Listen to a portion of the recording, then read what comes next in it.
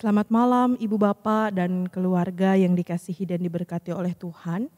Bacaan kita malam hari ini yang tadi sudah dibacakan di dalam keluarga terambil dari Yosua pasal 14 ayat 6 sampai ayatnya yang ke-15.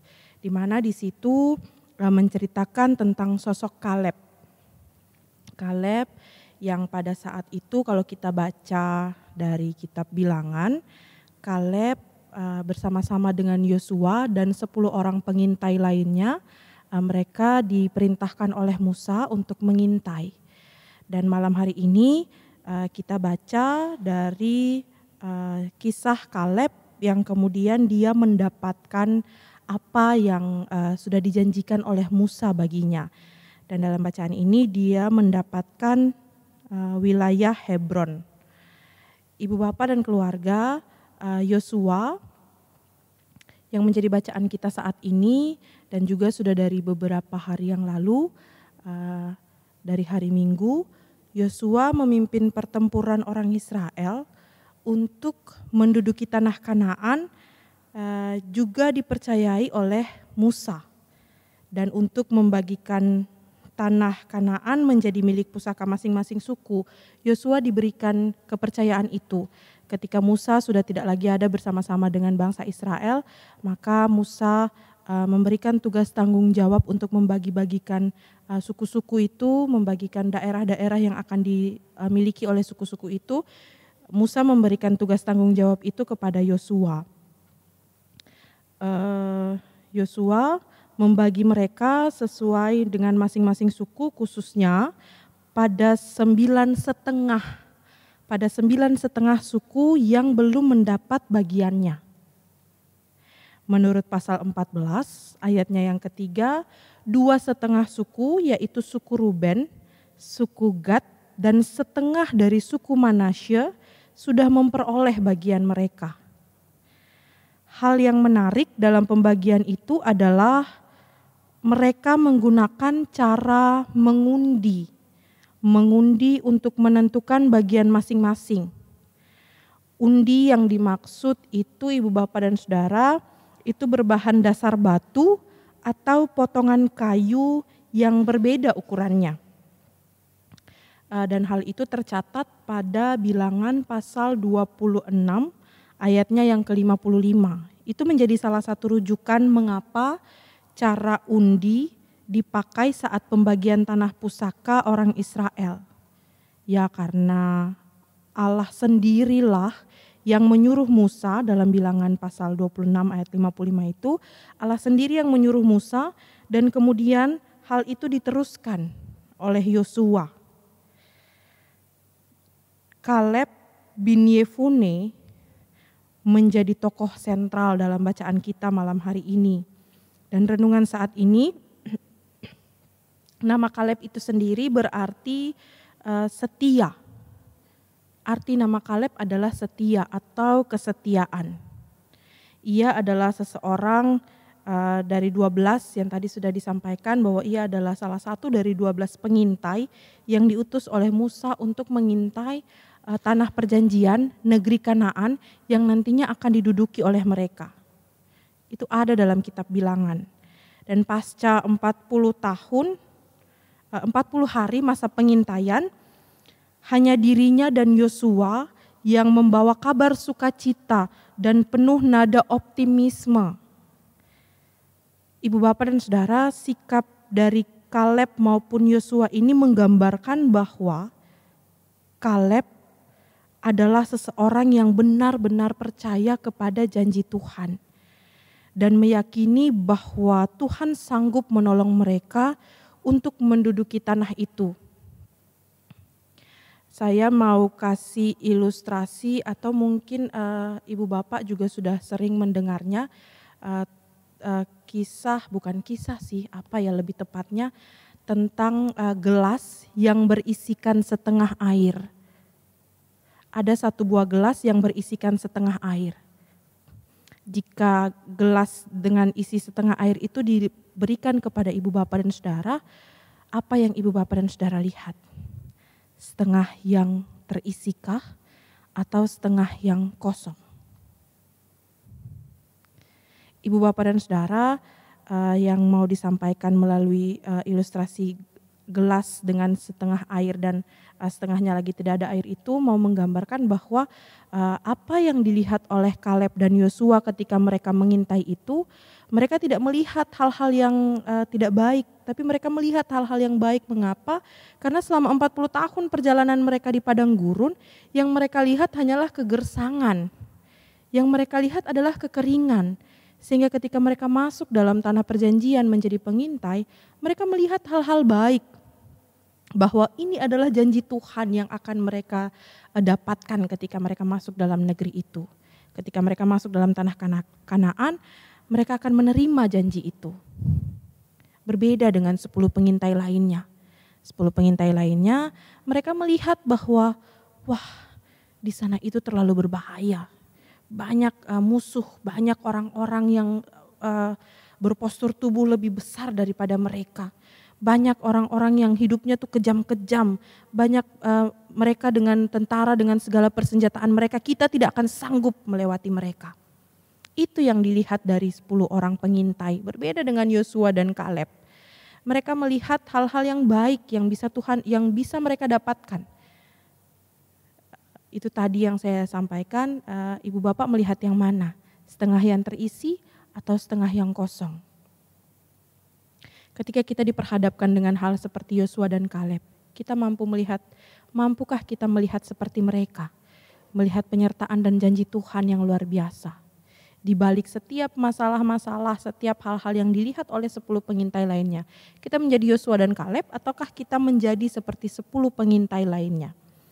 Ibu Bapak dan Saudara, masuk dalam bacaan kita malam hari ini pasal 14 ayat 6 sampai 15. Pada ayat 6 di situ disampaikan bahwa Bani Yehuda datang menghadap Yosua di Gilgal. Kaleb bin Yefune adalah pemimpin atas suku Yehuda. Itu juga bisa kita baca dalam kitab Bilangan pasal 13 ayat 6. Setelah suku-suku mendapatkan milik pusakanya, Kaleb menghadap Yosua. Kaleb menghadap Yosua bersama suku Yehuda untuk meminta bagian tanah yang telah dijanjikan menjadi bagiannya. Ia merujuk pada perkataan Tuhan kepada Musa di Kadesh Barnea. Itu tadi 40 hari setelah pengintaian ada percakapan antara Musa bersama-sama dengan Yosua dan Kaleb. Dan dia meminta apa yang sudah dipercakapkan sebelumnya dengan Musa. Dan Musa menyampaikan kepada Yosua ketika itu bahwa Yosua lah yang harus membagi wilayah-wilayah tersebut sehingga ia datang kepada Yosua. Kemudian pada ayat ke-7 dan ayat ke-8, Kaleb mengingat bahwa awal dari upaya yang dilakukan Musa dan bangsa Israel saat akan menduduki negeri itu. Masa itu ia berusia 40 tahun. Waktu ia dan ke-11 pengintai lainnya mengintai negeri yang berlimpah susu dan madunya itu. Madu yang berlimpah itu berasal dari buah kurma yang menjadi hasil bumi yang melimpah di daerah Kanaan. Ia memiliki pandangan yang sangat positif ketika ia melakukan pengintaian. Dan itulah yang ia laporkan. Apa yang disampaikan oleh ke-10 pengintai, ia melaporkan dengan sejujur-jujurnya bahwa tanah yang akan diduduki oleh mereka itu adalah tanah yang sangat subur. Itu yang dia laporkan kepada Musa. Tapi yang juga dilaporkan oleh ke-10 pengintai juga benar. Yang dilaporkan oleh ke-10 pengintai juga jujur. Tapi itu tadi, ke-10 pengintai melihat nada pesimis. Menyampaikan dengan nada yang pesimis. Tetapi beda dengan Yosua dan Kaleb, mereka melihat segala sesuatu dengan optimis. Dan mereka melaporkan dengan sejujur-jujurnya bahwa tanah itu adalah tanah yang subur. Artinya Ibu Bapak dan Saudara, secara iman, Kaleb tidak melihat kekuatan fisik yang dimiliki orang-orang di tempat itu. Tetapi tentang suatu keadaan negeri yang mempunyai kelimpahan sumber alam. Suatu tempat yang sangat baik untuk dihuni oleh bangsa Israel. Yang tadi juga sudah disampaikan, 40 tahun mereka mengembara di padang gurun. Ia memiliki pandangan yang kontras dengan ke-10 pengintai lainnya yang pesimis, bahkan meragukan kuasa Tuhan. Sekali lagi, Kaleb menegaskan tentang dirinya sebagai seorang yang berpegang pada kuasa dan pertolongan Tuhan. Ia menyatakan dirinya sebagai orang yang benar-benar mengikuti Tuhan dengan sepenuh hati. Ada sikap setia yang dimiliki oleh seorang Kaleb di balik perkataannya itu. Kemudian pada ayat 9 sampai ayatnya yang ke-12, ketika Kaleb menyampaikan isi hatinya kepada Yosua, di situ dia sampaikan bahwa Musa telah bersumpah kepada Kaleb bahwa Kaleb akan memperoleh bagian miliknya oleh karena usaha dan kesetiaannya kepada Tuhan.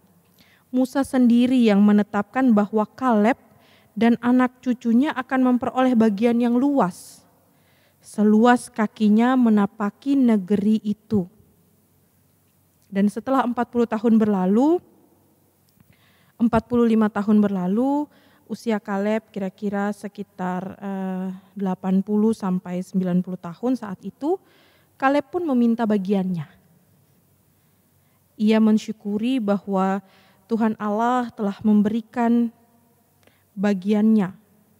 Tuhan Allah telah memberikan panjang umur kepada Kaleb untuk menerima dan menikmati negeri itu. Buah kesetiaan Kaleb adalah Tuhan menepati janjinya untuk memberikan suatu tanah kediaman yang baik bukan hanya baginya, tapi juga bagi keturunannya. Karena Kaleb sudah berusia 80 sampai 90 tahun pada masa itu. Dan pada ayat 13 sampai ayat 15 di situ diceritakan bahwa Yosua memberkati Kaleb dan memberikan tanah Hebron untuk menjadi milik pusaka Kaleb, menjadi milik pusakanya. Tanah itu Ibu Bapak dan Saudara dulunya dikenal dengan nama Kiryat Arba. Arba adalah orang yang paling besar di antara orang Enak. Dan itu besar bukan karena besar kekuasaannya, tapi besar dalam arti yang sesungguhnya, begitu, yang ditakutkan oleh ke-10 pengintai lainnya. Dan orang Enak dikenal berpostur besar dibandingkan orang pada umumnya.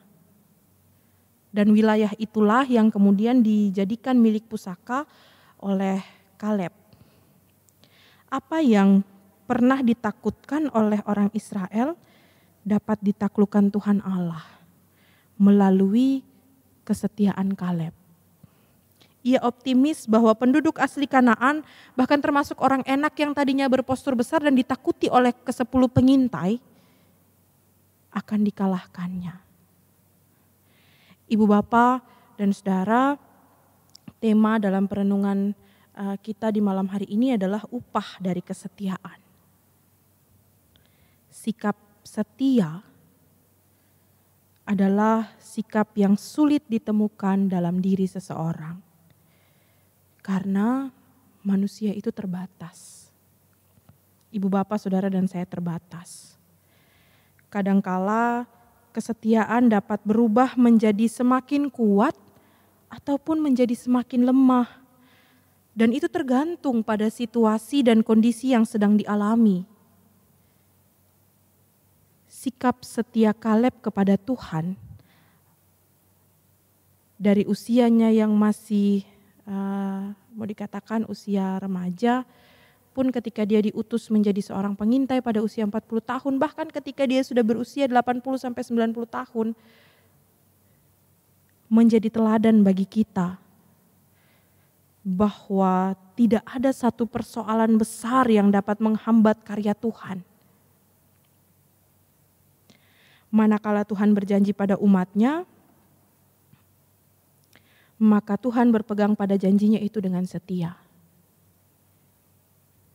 Ibu Bapak, Saudara dan saya, kita mungkin pada satu kesempatan di masa depan, kita tidak ada yang tahu, kita mungkin bisa tidak tidak berpegang pada janji kita, atau kita mengubah apa yang sudah kita sampaikan, tapi tidak dengan Allah.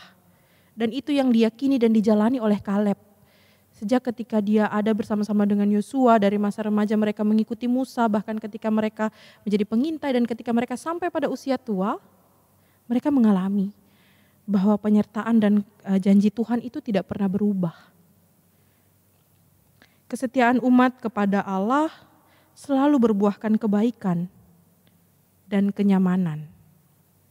Sekalipun dalam perjalanannya banyak hal yang harus dilakukan, banyak hal yang harus dikorbankan.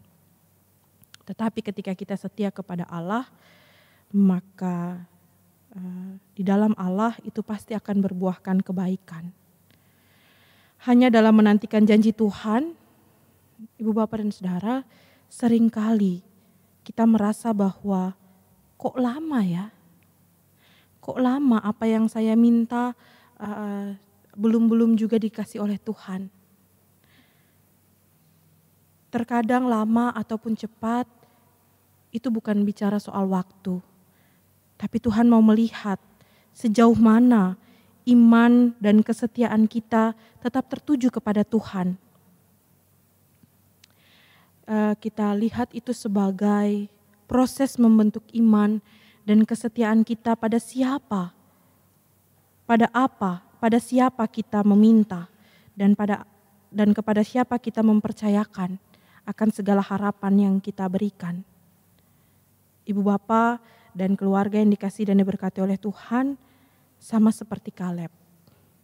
Kita yang berpegang pada janji dan kasih setia Allah di dalam Kristus, walaupun lama menanti, tetapi akhirnya ada sebuah kepastian yang menjamin hidup, bukan hanya hidup kita, tapi bahkan hidup anak cucu kita. Kita belajar dari Kaleb bahwa dalam kesetiaan iman kepada Tuhan, berbicara tentang upah bukan selalu soal materi.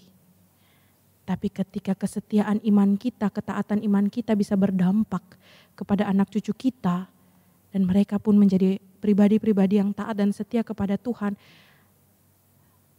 saya rasa itu menjadi upah yang sangat terindah bagi orang tua, bagi oma opa, opung-opung, ketika melihat anak-anak dan cucu-cucunya dalam masalah yang berat seperti apapun tetap memiliki kesetiaan dan ketaatan kepada Tuhan. Bukan hanya soal materi, tapi soal prinsip iman yang teguh kepada Tuhan. Itu pun menjadi upah kesetiaan yang Tuhan berikan. Tuhan berkati anak-anak dan cucu-cucu untuk tetap memiliki iman yang teguh dan setia kepada Tuhan. Dan biarlah kesetiaan iman yang dimiliki oleh Kaleb dan Yosua mengajarkan kita saat ini untuk tetap berpengharapan kepada Tuhan. Jangan tanya kapan waktunya Tuhan akan mendengar dan menjawab doa-doa kita. Karena terkadang di dalam perjalanan hidup kita, tanpa kita sadari Tuhan telah menjawab segala pergumulan kita. Kita harus lebih peka terhadap suara Tuhan, harus lebih peka terhadap jawaban dari Tuhan. Mungkin saat-saat ini banyak orang yang bertanya, kapan ya corona ini cepat-cepat selesai? Begitu. Pasti banyak begitu. Apalagi ini sudah memasuki bulan yang keempat, sudah mau 5 bulan. Kita semua hidup saling menjaga jarak satu dengan yang lain, melakukan protokol kesehatan. Mungkin awal-awalnya terasa tidak nyaman Ibu Bapak dan Saudara. Tapi semakin kesini kita semua sudah terlatih untuk melakukan adaptasi kebiasaan baru. Dari hal yang belum pernah kita lakukan sampai hal yang sudah kita lakukan, bahkan kita harus hidup dengan kebiasaan-kebiasaan yang baru. Kita diajarkan untuk tetap setia dan tetap taat pada perintah Tuhan. Dalam situasi apapun, kita jangan lihat bahwa corona ini semakin hari semakin mencekam, corona ini semakin kok lama ya, kapan berakhir, kapan vaksin itu ditemukan supaya kita bisa kembali bersama-sama lagi. Kalau kita mau melihat pada kapan selesainya, maka kita akan merasa bahwa itu semakin lama. Tapi kalau kita berfokus bahwa kita ada sampai dengan saat ini dalam situasi keadaan corona, dalam situasi keadaan yang sulit dan menderita seperti apapun, tapi Tuhan tidak pernah meninggalkan kita, maka kita akan menemukan sukacita yang sejati. Tuhan memberikan sukacita yang sejati dalam kesetiaan kita untuk memandang Tuhan, memandang Allah dan bukan masalah. Melalui iman Kaleb dan Yosua, terkhususnya Kaleb yang menjadi bacaan kita malam hari ini, kita diingatkan bahwa dalam iman dan kesetiaan kita kepada Tuhan, Tuhan pasti memberikan yang terbaik. Tuhan pasti menjadi satu-satunya harapan yang terbaik bagi kehidupan kita. Tuhan menolong dan memberkati kita. Amin.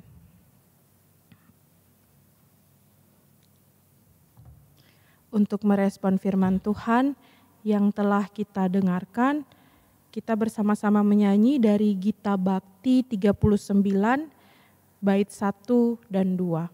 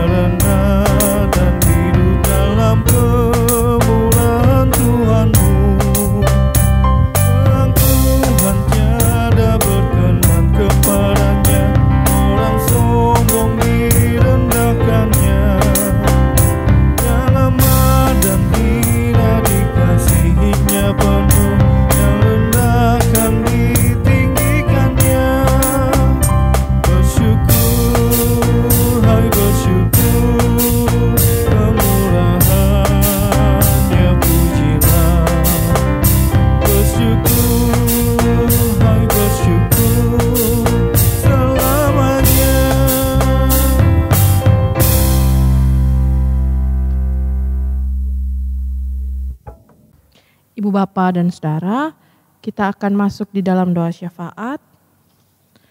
Mari kita tundukkan kepala, kita rendahkan hati, dan kita bawa akan segala pergumulan-pergumulan kehidupan keluarga rumah tangga kita kepada Tuhan di dalam doa. Kita berdoa. Allah Bapa kami yang kekal kudus, yang bertahta dalam kerajaan sorga yang mulia, dalam kesempatan ini ya Tuhan, kami menghampiri hadirat-Mu, kami mengucap syukur untuk kasih, kebaikan dan kemurahan-Mu dalam kehidupan kami, sebab siapakah kami Tuhan, sehingga kami layak untuk menerima kemurahan daripada-Mu ya Bapa. Terima kasih Tuhan untuk firman yang sudah boleh kami dengarkan, biarlah melalui kesetiaan dan ketaatan iman Kaleb kepada-Mu, kami semua dapat belajar untuk tetap memelihara kesetiaan kami kepadamu Tuhan, bahkan di tengah-tengah situasi yang tidak menyenangkan yang harus kami alami. Tapi ketika hati kami, hidup kami tertuju hanya kepadamu ya Tuhan, maka kami akan mampu untuk melihat bahwa Tuhan Engkau adalah Allah yang lebih besar dari segala masalah-masalah yang kami hadapi. Terima kasih Bapa di surga, kami di malam hari ini mau berdoa menyerahkan akan kehidupan kami semua ke dalam tangan pengasihan-Mu Tuhan. kami dengan segala pergumulan-pergumulan kehidupan kami, baik pergumulan pribadi, pergumulan keluarga, rumah tangga. Tuhan, Engkau yang tahu setiap kami. Kami berdoa, kami menyerahkan hidup dan pergumulan kami ke tangan pengasihan-Mu Tuhan, karena Engkau adalah Allah satu-satunya yang menjadi tempat kami berlindung, tempat kami bermohon, dan tempat kami berharap. Biarlah kasih dan kemurahan-Mu mau menjamah setiap kami dan menjawab apa yang menjadi pergumulan-pergumulan kehidupan kami.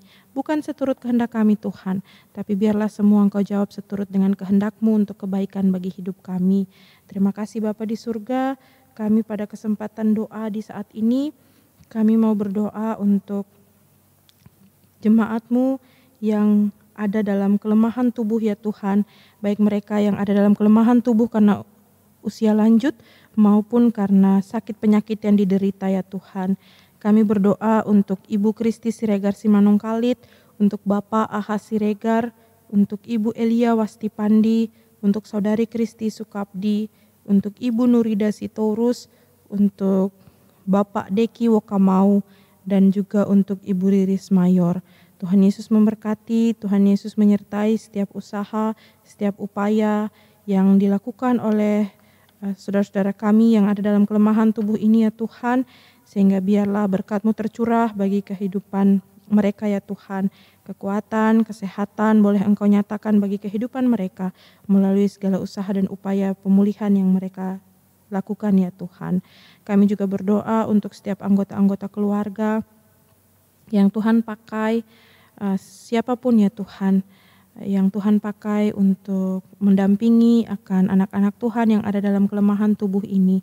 Bapa, beri mereka kekuatan dan kesehatan sehingga mereka terus dapat mendampingi, menopang dan mencintai akan saudara-saudara kami yang ada dalam kelemahan tubuh ini ya Tuhan. Terima kasih Bapa di surga, kami juga mau berdoa untuk ibu-ibu yang ada dalam jemaat kami, ibu-ibu yang ada dalam masa-masa kehamilan ya Tuhan. Kami berdoa, kami menyerahkan untuk Ibu Christine Samosir Panjaitan. Kami berdoa untuk Ibu Margareta Yuniker. Kami berdoa untuk Ibu Oktaviani Simanjuntak Manulang. Kami berdoa untuk Ibu Olga Sianturi Aritonang. Kami berdoa untuk Ibu Marla Alfons Sapteno. Tuhan Yesus, Engkau berkati para ibu-ibu kami ini, pun juga bayi yang ada di dalam kandungan.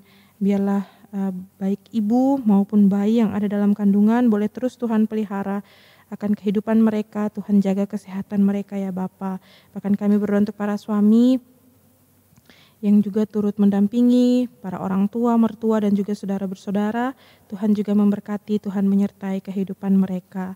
Kami juga mau bersyukur, bersuka cita ya Tuhan untuk kelahiran daripada kelahiran anak dari keluarga Bapak dan Ibu Edo Watihelu. Tuhan Yesus, terima kasih Bapa untuk penyertaan-Mu, untuk kemurahan-Mu bagi keluarga terkasih kami ini, sehingga anugerah-Mu sudah boleh Engkau nyatakan bagi kehidupan mereka melalui kelahiran bayi dalam kehidupan keluarga rumah tangga mereka ya Tuhan. Biarlah Engkau terus berkati proses pemulihan, Engkau beri kesempurnaan bagi proses pemulihan yang dijalani oleh Ibu Karina, bahkan Engkau juga berkenan memberkati Bapak Edo dan juga anak terkasih ya Tuhan. Tuhan berkati, Tuhan sertai keluarga ini ya Bapa. Terima kasih Bapa di surga, kami juga berdoa di malam hari ini untuk pelayanan-pelayanan yang terus dilakukan di tengah-tengah jemaat GPIB Kasih Karunia ini ya Tuhan. Bapak berkati setiap pelayanan-pelayanan ibadah-ibadah yang ada, baik ibadah hari Minggu secara online maupun yang dilaksanakan di gedung gereja GKK 2 dan Pos Taman Adiasa. Tuhan juga berkati untuk ibadah keluarga yang masih terus dilakukan proses perekaman maupun ibadah yang dijadwalkan dengan aplikasi Zoom, pun juga ibadah Pelkat PA dan PT. Tuhan juga memberkati untuk ibadah Pelkat PKP, PKB, PKLU ibadah terpadu yang akan dijadwalkan. Tuhan terus memberkati dan menyertai setiap pelayan-pelayan yang Tuhan pakai menjadi rekan sepelayanan dalam ibadah-ibadah tersebut. Tuhan berkati dan Tuhan sertai kehidupan mereka. Kami berdoa bagi para pelayan yang ada di tengah-tengah jemaat-Mu ini ya Tuhan, baik bagi Bapak Pendeta selaku Ketua Majelis Jemaat. Tuhan Yesus memberkati, Tuhan Yesus menyertai Bapak Pendeta dan juga keluarga. di dalam pelayanan, dalam kehidupan keluarga, pun dalam segala pergumulan mereka ya Tuhan. Tuhan beri kekuatan dan kesehatan bagi Bapak Pendeta dan Ibu Pendeta dalam pelayanan yang selalu mereka lakukan ya Tuhan. Kami berdoa bagi Ibu Bapak Majelis, Penatua dan Diaken dari sektor pelayanan 1 sampai 6 pun yang ada di pos pelayanan Taman Adiasa, Tuhan memberkati mereka.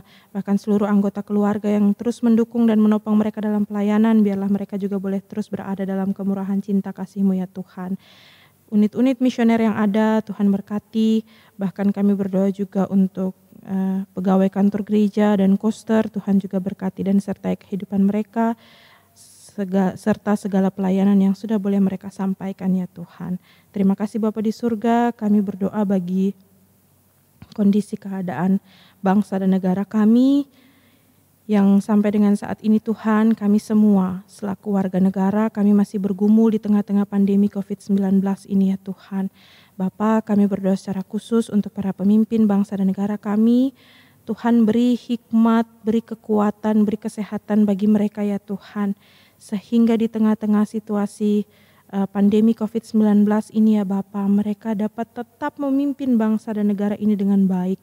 Bukan hanya masalah COVID ini yang digumuli oleh mereka ya Tuhan, tapi pemulihan ekonomi, segala hal-hal yang harus mereka lakukan di tengah-tengah tugas tanggung jawab mereka. Tuhan tetap berkati ya Bapa, beri kekuatan, beri hikmat-Mu ya Tuhan, sehingga hikmat-Mu memampukan mereka untuk memutuskan setiap hal-hal yang dilakukan demi untuk kebaikan warga negara dan bangsa ini ya Tuhan. Kami juga berdoa ya Tuhan untuk tim medis yang Tuhan pakai untuk terus melayani dan menangani pasien COVID-19. Tuhan memberkati, Tuhan menyertai kehidupan mereka dengan kekuatan dan kesehatan yang daripada-Mu ya Tuhan, baik para dokter, para perawat, maupun setiap orang yang bekerja di rumah sakit. Terima kasih Tuhan, kami juga berdoa untuk setiap pasien COVID-19. Tuhan beri mereka semangat dan sukacita dalam menjalani kehidupan mereka ya Tuhan, sehingga biarlah melaluinya Bapa, mereka juga memperoleh kesembuhan. Terima kasih Bapa di surga, kami juga di saat ini mau berdoa bagi setiap saudara-saudara kami yang kehidupan perekonomian mereka terdampak akibat COVID-19 ini ya Tuhan. Bapa, beri semangat dan sukacita bagi mereka ya Tuhan, beri kekuatan bagi mereka, pengharapan yang daripada-Mu ya Tuhan, biarlah boleh teguh dalam kehidupan mereka, sehingga di dalam situasi keadaan yang sulit seperti apapun, ketika mereka mengimani bahwa Tuhan berada bersama-sama dengan mereka, Tuhan ada bersama-sama dengan kami, maka segala hal dapat kami lalui ya Tuhan, dapat mereka lalui. Terima kasih Tuhan, kami juga berdoa bagi setiap orang, setiap pribadi, setiap keluarga yang terpanggil untuk membantu akan saudara-saudara kami yang terkena dampak, terkhususnya di tengah-tengah jemaat ini ada 49 kepala keluarga. Tuhan memberkati, Tuhan menyertai kehidupan setiap pribadi, setiap keluarga yang menjadi perpanjangan tangan Tuhan untuk menolong akan saudara-saudara kami. Terima kasih ya Tuhan, kami berdoa menyerahkan akan segala kehidupan kami dan pergumulan kami ke dalam tangan pengasihan dan kemurahan-Mu ya Tuhan. Terima kasih Bapa, inilah doa dan sembahyang kami, inilah doa dan permohonan kami yang kami alaskan hanya di dalam nama Tuhan Yesus Kristus, Juru Selamat yang telah mengajarkan kami berdoa secara bersama-sama. Bapa kami yang ada di surga, dikuduskanlah nama-Mu, datanglah kerajaan-Mu, jadilah kehendak-Mu di bumi seperti di surga. Berikanlah kami pada hari ini makanan kami yang secukupnya, dan ampunilah kami akan kesalahan kami, seperti kami juga mengampuni orang yang bersalah kepada kami. Dan janganlah membawa kami ke dalam pencobaan, tetapi lepaskanlah kami daripada yang jahat.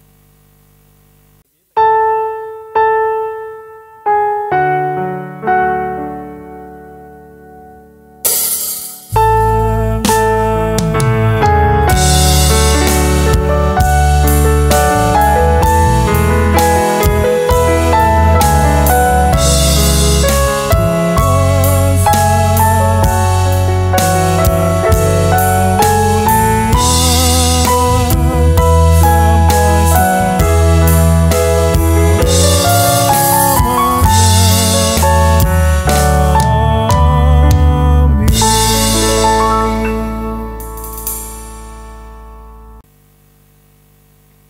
Bapak, bagian khotbah dan doa syafaat sudah selesai. Silahkan Ibu Bapak lanjutkan dengan bagian yang ada di tata ibadah, yaitu bagian memberi persembahan. Tuhan memberkati kita.